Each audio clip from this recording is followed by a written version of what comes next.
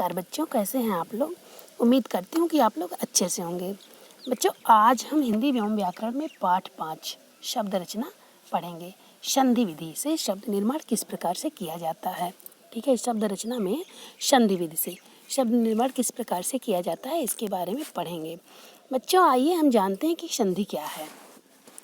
संधि क्या है, जैसा कि आपके किताब में दिया है कि कुछ शब्द आपस में मिलकर नए शब्द बनाते हैं। क्या बनाते हैं? कोई नया शब्द बनाते हैं। कुछ शब्द होते हैं जिन्हें हम लेकर आगे हम इसका उदाहरण भी देखेंगे। ठीक है, बनाकर भी इसका देखेंगे कि कुछ शब्द आपस में मिलकर क्या बनाते हैं, नया शब्द बनाते हैं।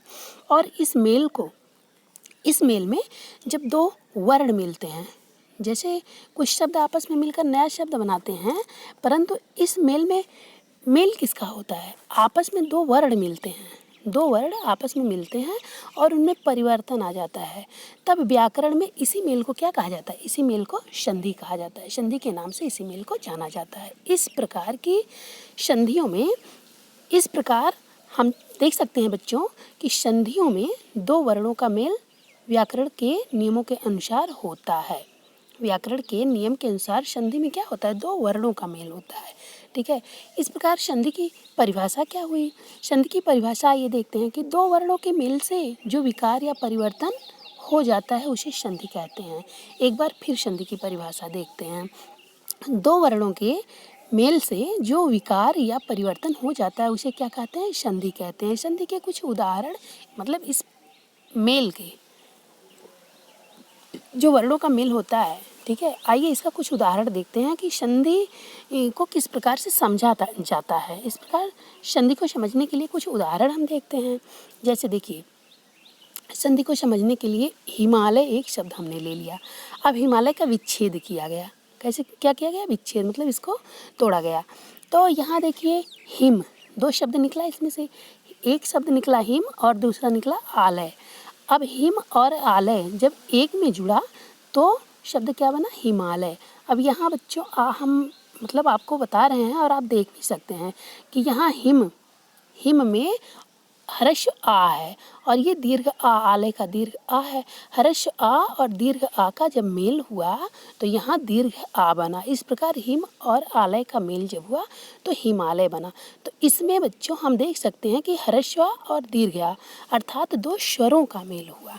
ठीक है, इसमें क्या हुआ? दो स्वरों का मेल हुआ। इस प्रकार से इस मेल में क्या हुआ? स्वर संधि बना। ठीक है, इस मेल से स्वरों का स्वरों से जब मेल होता है तो वहाँ क्या होता है? स्वर संधि होता है। और हम देखते हैं कि यहाँ एक उदाहरण और देखते हैं कि जैसे देखिए बच्चों, जगत धन नाथ, जगत और नाथ दो शब्द हैं। दोनों शब्द जब आपस में जुड़े, एक जगत और एक नाथ, दोनों शब्द आपस में जब जुड़ रहे हैं तो जो नया शब्द बन रहा है वो बन रहा है क्या? जगन्नाथ बना। अब यहाँ आप देखिए, जगत में त क्या है? व्यंजन है। देखिए हलंत वाला ता है, अगर ये हलंत ना होता तो यहाँ अ स्वर जुड़ा होता। ठीक है, अब यहाँ लेकिन अ नहीं जुड़ा है, चूँकि अ इसमें नहीं जुड़ा इसलिए ये त हलंत वाला ता है। अब जगत और नाथ जुड़ कर के क्या बना? जगन्नाथ में देखिए ता का व्यंजन, ठीक है, ता व्यंजन का ना व्यंजन से मेल होता है। देखिए यहाँ ता व्यंजन का ना व्यंजन से मेल होता है। इस प्रकार से जगत और नाथ मिलकर के जगन्नाथ शब्द बनता है। एक उदाहरण हम देखते हैं विसर्ग के मेल का। ठीक है, विसर्ग देखिए, निह में छल शब्द जुड़ा। निह शब्द में जब छल शब्द जुड़ा तो जो नया शब्द दोनों शब्दों के मेल से प्राप्त हुआ क्या हुआ? निश्चल। कौन सा शब्द मिला? निश्चल। अब यहाँ बच्चों ध्यान देने की बात है कि निह में देखिए ये क्या है? ये अह की संख्या का बोध करा रहा, अह शब्द का बोध करा रहा है। ठीक है, अब यहाँ अह क्या होता? अह को क्या कहते हैं? विसर्ग कहते हैं। देखिए अंग को अनुस्वार कहते हैं और अह को विसर्ग कहते हैं। अब यहाँ निह जो है ये क्या है? विसर्ग है। अब विसर्ग का छ व्यंजन से मेल हुआ है यहाँ। ठीक है, विसर्ग का यहाँ छ व्यंजन से मेल हुआ। देखिए उदाहरण में यहाँ दिया भी है, विसर्ग का मेल कहाँ से, किससे हुआ है? व्यंजन छ से विसर्ग का मेल हुआ है। इस प्रकार निह और छल मिलकर के निश्चल शब्द बना है। अब बच्चों इन उदाहरणों में आपने क्या देखा कि वर्णों के मेल इस प्रकार से हुए हैं। ठीक है, इन उदाहरणों में आपने देखा कि वर्णों के मेल इस प्रकार से हुए हैं। कैसे हुए हैं? देखिए, यहाँ दो स्वर आपस में मिले हैं और यहाँ दो व्यंजन आपस में मिले हैं। यहाँ एक विसर्ग और एक व्यंजन आपस में मिला है। ठीक है, ऊपर आपने ये देखा। अब स्वर का जब स्वर से मेल हुआ है तो उसको क्या कहा जाएगा? स्वर संधि। और व्यंजन का व्यंजन से मेल जहाँ हुआ है उसको क्या कहा जाएगा? व्यंजन संधि। जैसे देखिए, जगत और नाथ ये व्यंजन संधि के उदाहरण हैं। और विसर्ग का व्यंजन से जब मेल हुआ तो यहाँ क्या हुआ? विसर्ग संधि हुआ। यहाँ देखिए, निश्चल। निश्चल क्या है? विसर्ग संधि का उदाहरण है। इन मेलों के आधार पर हम देख सकते हैं बच्चों कि मुख्यतः संधि 3 प्रकार से मेल होने से बना है। ठीक है, मुख्यतः संधि के 3 भेद होते हैं। इन मेल को देखने से हमको मतलब जानकारी प्राप्त होती है। अब देखिए, इन मेलों के आधार पर जो 3 भेद होते हैं कौन कौन? हमने आपको बताया स्वर संधि, व्यंजन संधि और विसर्ग संधि। देखिए, यहाँ दिया भी है स्वर संधि, व्यंजन संधि और विसर्ग संधि। 3 प्रकार की संधियाँ होती हैं। अब देखने की बारी है यहाँ की स्वर संधि क्या है। ठीक है, स्वर संधि जो ये यहाँ 2 स्वरों का मेल हुआ है, ये यहाँ स्वर संधि है। ठीक है, स्वर संधि क्या है? स्वर संधि के बारे में हम जानते हैं। स्वर का मेल जब स्वर के साथ होता है, जहाँ स्वर वर्ण का मेल, जैसे स्वर वर्ण पहला भी हो और स्वर वर्ण दूसरा भी हो, जहाँ स्वर का स्वर से मेल होता है और इस मेल से जहाँ विकार उत्पन्न होता है तो इस मेल को क्या कहा जाता है? स्वर संधि कहा जाता है। स्वर संधि के भी भेद होते हैं बच्चों। स्वर संधि के कितने भेद होते हैं? पिछले क्लास में आप जरूर पढ़े होंगे। ठीक है, अगर नहीं पढ़े हैं तो आइए हम आपको बता रहे हैं। स्वर संधि के 5 भेद होते हैं। कितने भेद होते हैं? 5 भेद होते हैं। कौन कौन से? देखिए, दीर्घ संधि, गुण संधि, यड़ संधि, वृद्ध संधि और अयादि संधि। स्वर संधि के ये कितने भेद होते हैं? 5 भेद होते हैं। दीर्घ संधि में देखते हैं, पहला क्या है? दीर्घ संधि। अब दीर्घ संधि को हम देखते हैं कुछ उदाहरण। दीर्घ संधि जैसे देखिए, अ का अ से जब मेल हुआ, हर्ष आ का जब, यहाँ देखिए, हर्ष आ का हर्ष अ से जब मेल हुआ तो जो इन मेल से नया वर्ण प्राप्त हुआ, नया स्वर वर्ण जो प्राप्त हुआ वो दीर्घ आ प्राप्त हुआ। ठीक है, इसका एक उदाहरण भी देख लेते हैं। परम और अर्थ, ये 2 शब्द आपस में मिलकर के क्या बनाते हैं? परमार्थ। अब यहाँ देखिए, परम में हर्ष आ है और अर्थ में भी हर्ष आ है। हर्ष आ और हर्ष अ का मेल जब होता है तो दीर्घ आ बनता है संधि के नियम के अनुसार। इस प्रकार परम और अर्थ मिल करके हुआ परमार्थ। ठीक है, और एक उदाहरण और देखते हैं कि हर्ष आ का जब दीर्घ आ से मेल होता है तो भी हमको दीर्घ आ ही वर्ण प्राप्त होता है इस मेल से। इसका भी एक उदाहरण देख लीजिए बच्चों। जैसे देव धन देव, देव शब्द का मेल जब हुआ आलय शब्द से।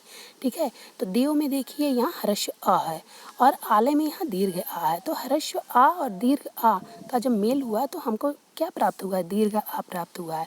इस प्रकार से यहाँ देव और आलय जब मिलता है तो यहाँ क्या बनेगा? देवालय मूल शब्द बनेगा। ठीक है, इस प्रकार से हम दीर्घ संधि के कुछ और उदाहरण आपको दिखाते हैं। जैसे बच्चों देखिए, यहाँ है, यहाँ देखिए, दीर्घ आ का मेल जब हर्ष आ से होता है तब भी हमको दीर्घ आ ही प्राप्त होता है इस मेल से बना वर्ण।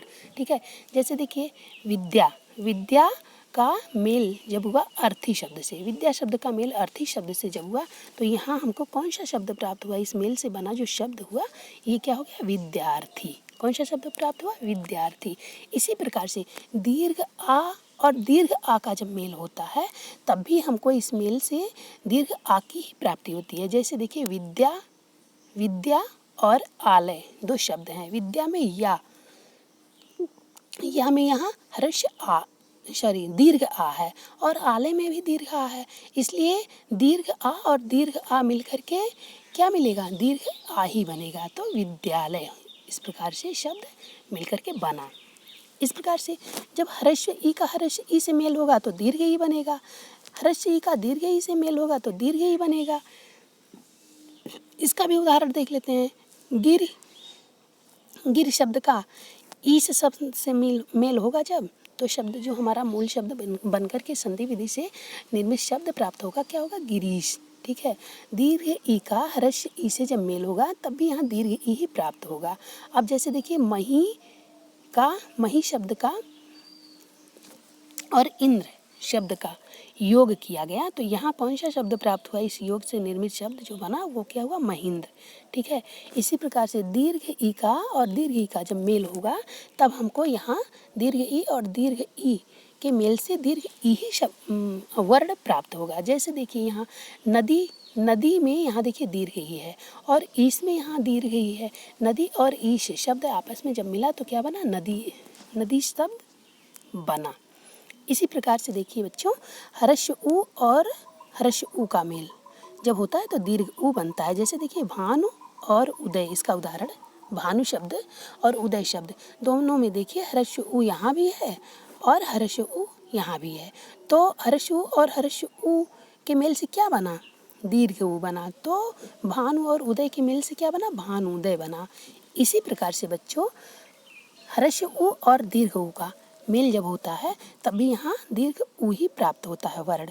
जैसे इसका उदाहरण देखते हैं लघु में देखिए ह्रस्व उ है और ऊर्मी, लघु शब्द में ह्रस्व उ है और ऊर्मी शब्द में दीर्घ उ है और दोनों मिल करके लघूर्मी शब्द बन रहा है। ठीक है। इसी प्रकार से दीर्घ उ का ह्रस्व उ से जब मेल होता है तब हमको क्या प्राप्त होता है? कौन सा वर्ण? दीर्घ उ प्राप्त होता है।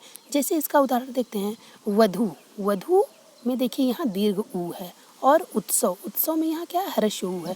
दीर्घ उ का ह्रस्व उ से जब मेल हुआ तो हमको कौन सा वर्ण प्राप्त हुआ? यहाँ वधूत्सव में कौन सा वर्ण है? यहाँ ह्रस्व दीर्घ उ और ह्रस्व उ का मेल हुआ है तो यहाँ दीर्घ उ प्राप्त हुआ है। तो वधू शब्द और उत्सव शब्द जब मिला है तो वधूत्सव शब्द बना है। अब देखिए बच्चों, जब दीर्घ उ का दीर्घ उ से मेल होता है तब हमको किस प्रकार से संधि निर्माण करना है? दीर्घ उ का दीर्घ उ से मेल होगा तब भी यहाँ दीर्घ उ ही प्राप्त होगा। ठीक है। जैसे देखिए भू शब्द में देखिए यहाँ दीर्घ उ है और ऊर्जा शब्द में भी दीर्घ उ है। भू शब्द और ऊर्जा शब्द जब आपस में मेल होता है दोनों का तो जो संधि विधि से निर्मित शब्द बनता है क्या होता है? भूर्जा। ठीक है। इस प्रकार से हमने आपको इस संधि के बारे में समझाया। ठीक है। अब बच्चों आइए देखते हैं, इस प्रकार से हमने आपको स्वर संधि के बारे में समझाया। अब दूसरा क्या होता है? यहाँ गुण संधि। गुण संधि का देखते हैं कि गुण संधि में किस किस वर्ण का मेल होता है। अब गुण और किस प्रकार से कौन सा वर्ण प्राप्त होता है, इन मेल से विकार कैसे उत्पन्न होता है। अब देखिए बच्चों, ह्रस्व आ जब ह्रस्व ई से मिलता है तो यहाँ हमको ए वर्ण प्राप्त होता है। जैसे देखिए उदाहरण में शुर शब्द में इंद्र शब्द का जब मेल हुआ तो क्या हुआ? सुरेंद्र। ए वर्ण यहाँ आ गया। देखिए ए की मात्रा यहाँ आ गया। कौन सा शब्द बना? सुरेंद्र। इसी प्रकार से ह्रस्व अ दीर्घ ई के साथ जब मिलता है तब भी ए वर्ण प्राप्त होता है। जैसे देखिए देव और ईश दो शब्द हैं, आपस में जब ये मिलते हैं तो क्या हो जाता है? देवेश। यहाँ भी देखिए ए वर्ण प्राप्त हुआ है।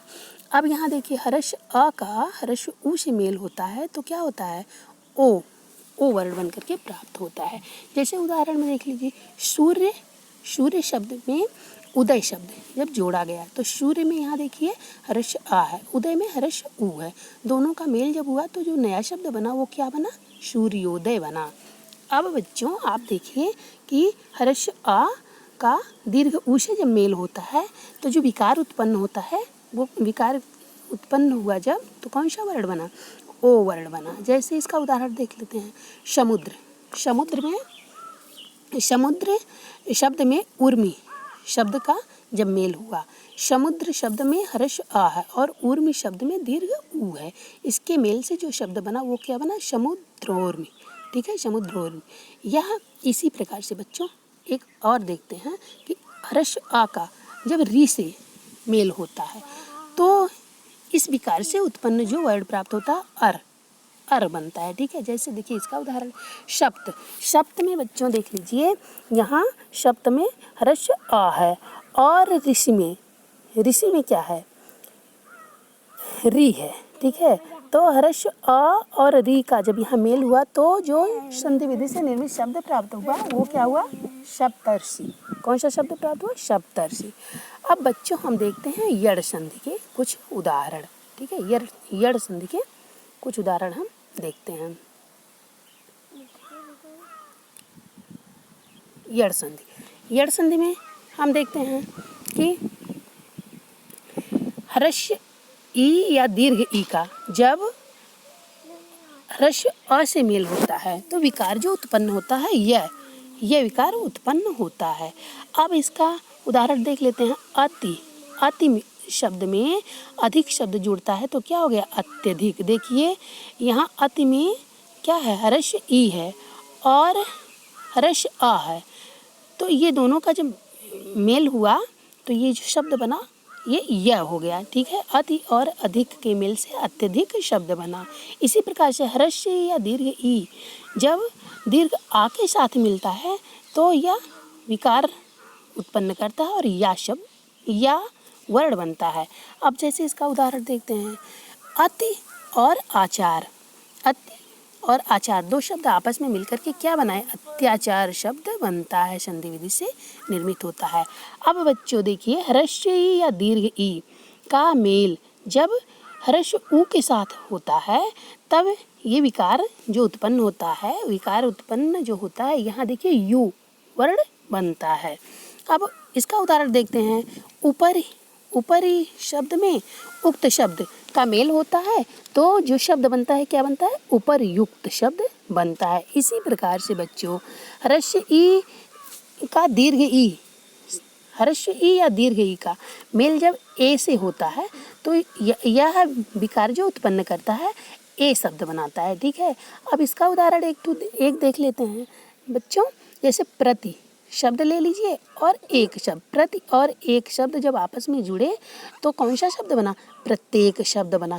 यहाँ देखिए ह्रस्व ई और ए का मेल हुआ है, इस प्रकार से प्रत्येक ए शब्द यहाँ देखिए मिला है। ठीक है, वर्ण ए वर्ण मिला है। अब बच्चों देखिए ह्रस्व ऊ का दीर्घ ऊ से, ह्रस्व ऊ या दीर्घ ऊ का जब अ वर्ण से मेल होता है तो विकार उत्पन्न जो होता है वह वर्ण प्राप्त होता है। इसका उदाहरण देखते हैं। अनु और अय दो वर्ण आपस में जब आप मेल करेंगे दो वर्णों का तो संधि विधि से अन्वय शब्द बनेगा। इसी प्रकार से बच्चों ह्रस्व ऊ या दीर्घ ऊ का दीर्घ आ से जब मेल हुआ तो विकार जो उत्पन्न हुआ वह वर्ण की प्राप्ति हुई। अब यहाँ देखिए बच्चों, अब यहाँ होता है क्या कि शु एक शब्द ले लीजिए और आगत, इसके उदाहरण में शु शब्द में आगत शब्द का यहाँ देखिए मेल हुआ है तो कौन सा शब्द प्राप्त हुआ? स्वागत शब्द संधि विधि से निर्मित शब्द बना।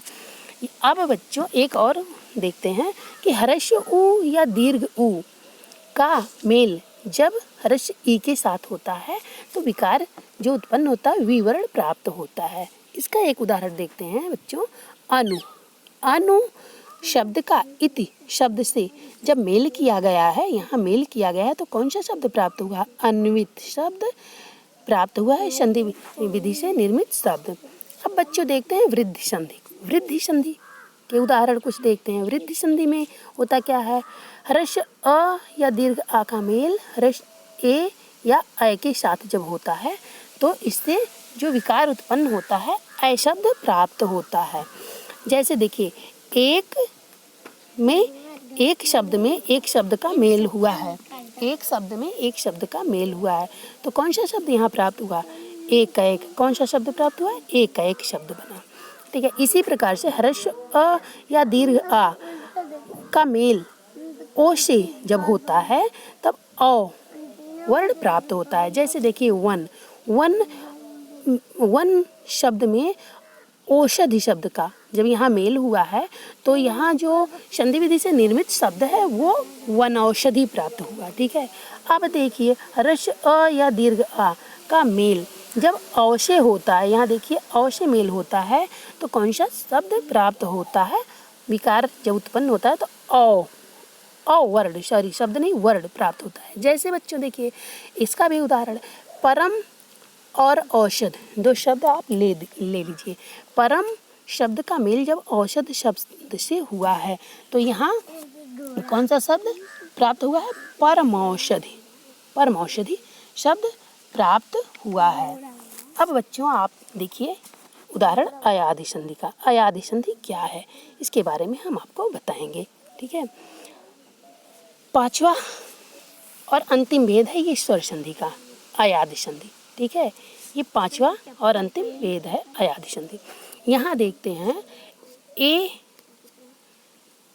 और अ वर्ण आपस में जब मिलते हैं तो अयादि संधि के नियम के अनुसार यह अय में परिवर्तित हो जाता है। जैसे देखिए इसके उदाहरण में ने शब्द में जब अन शब्द जोड़ा गया, यहाँ जोड़ा गया तो कौन सा शब्द प्राप्त हुआ?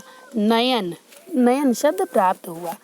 अब देखिए अय शब्द में हर्ष अ का जब मेल हुआ, सॉरी शब्द नहीं वर्ण बच्चों, अय वर्ण में हर्ष अ वर्ण का जब मेल हुआ है तो यहाँ क्या कौन सा वर्ण प्राप्त हुआ? आय। देखिए ए में अ मिला है तो अय बना है और अय में अ मिला है तो क्या हुआ? आय बना है। इसका उदाहरण देख लीजिए, गए गए शब्द में अन शब्द जोड़ करके क्या हो गया? गायन। यहाँ देखिए आय आ गया है। ठीक है, यहाँ क्या हो गया? गायन। इसी प्रकार से वो वर्ण का मेल हर्ष अ से जब होता है तो अ हो जाता है और अ वर्ण का मेल हर्ष अ अथवा उ से जब होता है तो आव और आउ शब्द क्रमशः वर्ण क्रमशः बनता है। और अ वर्ण का मेल जब हर्ष अ और हर्ष उ के साथ होता है तो क्रमशः अ से जब मेल होगा तो आओ होगा और उ से जब मेल होता है तो क्या होगा? आउ वर्ण प्राप्त होगा। इसका उदाहरण देखते हैं। जैसे देखिए पौ पौ शब्द में अक शब्द जब जुड़ा तो क्या हो गया? पावक। और यहाँ इसका औ का उदाहरण देख लेते हैं। औ जो विकार उत्पन्न हुआ है, देखिए बच्चों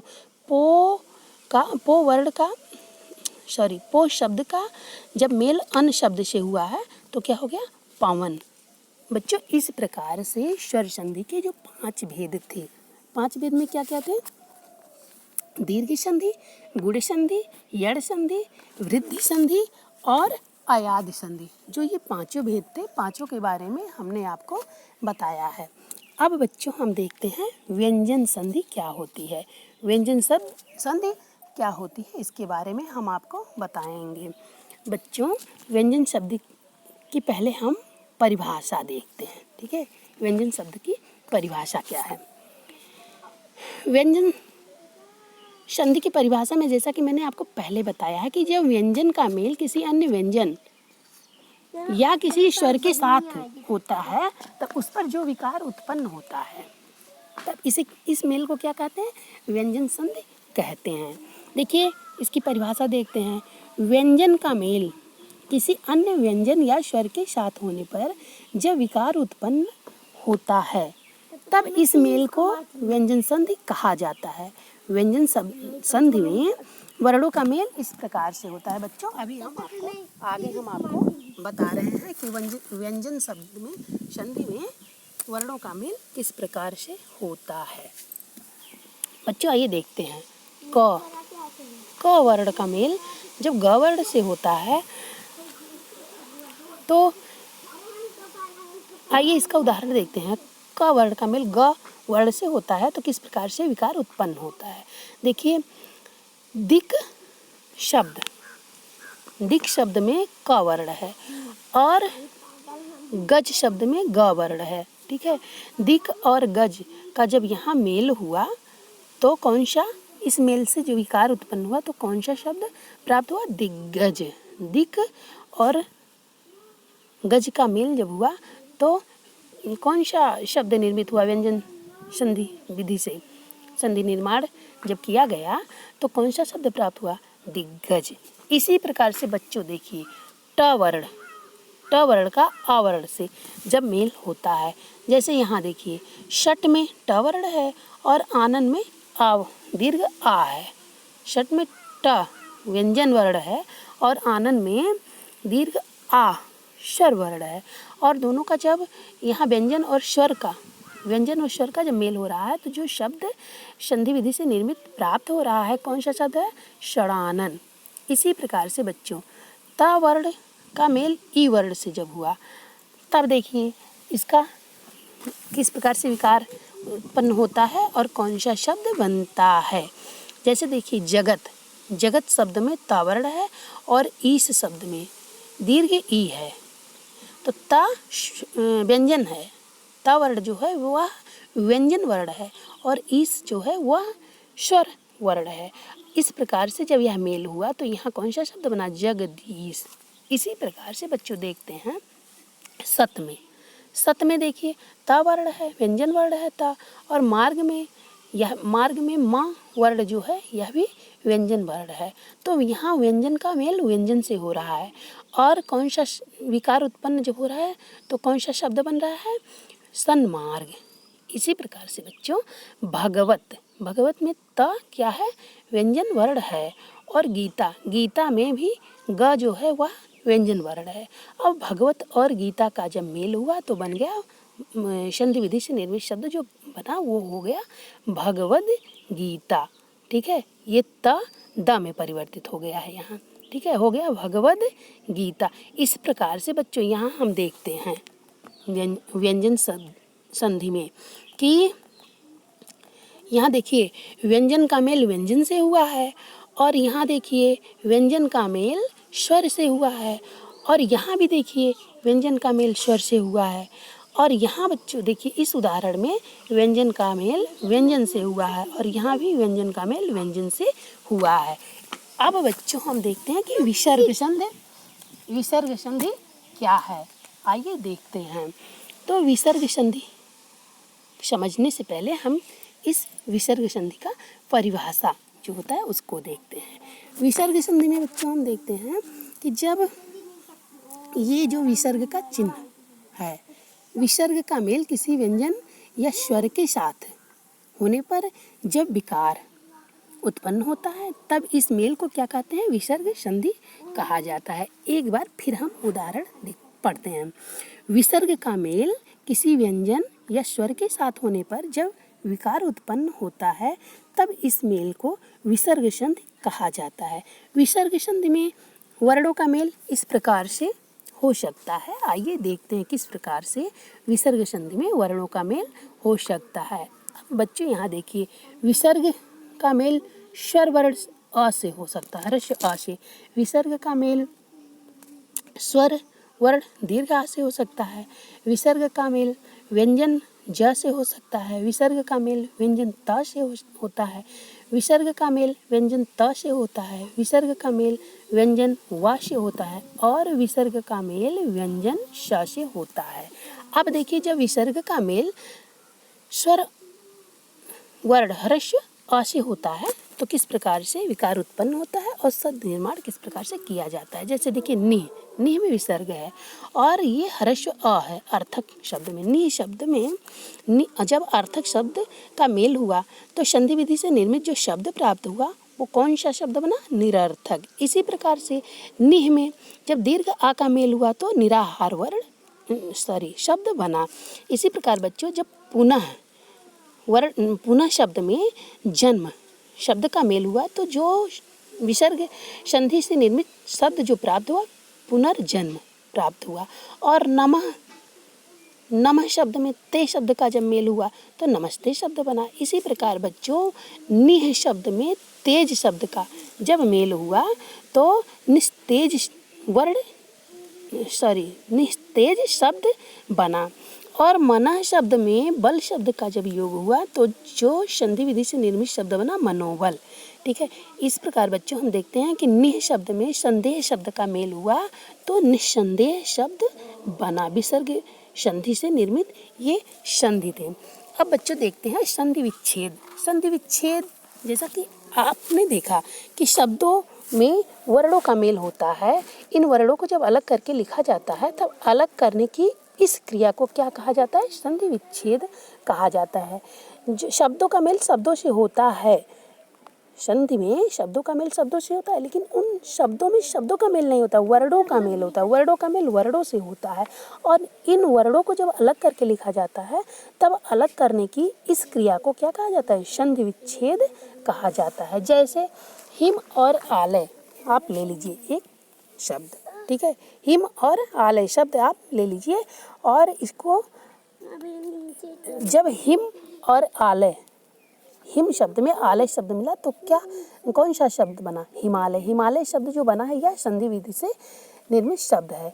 अब हिमालय का हम संधि विच्छेद करेंगे। हिमालय शब्द है उसका संधि विच्छेद जब हम करेंगे तो हिम और आलय अलग अलग लिखेंगे, यह संधि विच्छेद हुआ है। यहाँ संधि विच्छेद के कुछ अन्य उदाहरण भी देखिए, जैसे देवालय में देव धन आलय से देवालय शब्द बना है। परमेश्वर में देखिए परम धन ईश्वर से परमेश्वर शब्द बना है। और निर्धन में देखिए बच्चों, निर्धन शब्द जो है इसमें निह उपसर्ग विधि से यह शब्द विसर्ग संधि से निर्मित यह शब्द है। उपसर्ग नहीं विसर्ग संधि से निर्मित शब्द है। निह शब्द और धन शब्द जब मिला है तो निर्धन शब्द बना है। यहाँ निह में विसर्ग संधि है, ठीक है। सदाचार, सदाचार में सत और आचार दो शब्दों के मेल से सदाचार शब्द बना है। महात्मा में महा और आत्मा दो शब्दों का मेल हुआ है तो महात्मा शब्द बना है। निर्बल में बच्चों निह और बल दो शब्दों का मेल हुआ है तब निर्बल शब्द बना है, यहाँ भी विसर्ग संधि है। बच्चों इस प्रकार से संधि विधि से शब्द निर्माण करना हमने आपको समझाया। शब्द रचना में पाठ 5 में संधि विधि से शब्द निर्माण करना हमने आपको पूरा पाठ समझाया। हम उम्मीद करते हैं कि आपको अच्छे से समझ में भी जरूर आया होगा। धन्यवाद बच्चों।